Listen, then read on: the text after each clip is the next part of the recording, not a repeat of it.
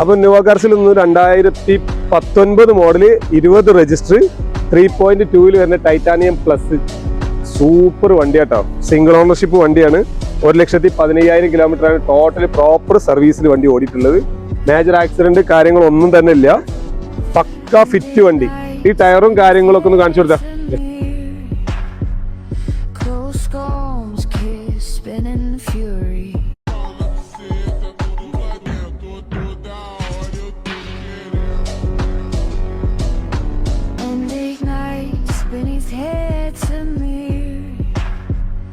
Total വണ്ടി ഓടിയിട്ടുള്ള 1,15,000 kilometre ആട്ടാ. തിരികെ മാറി അങ്ങനത്തെ ഒരു സംഭവം ഇല്ല.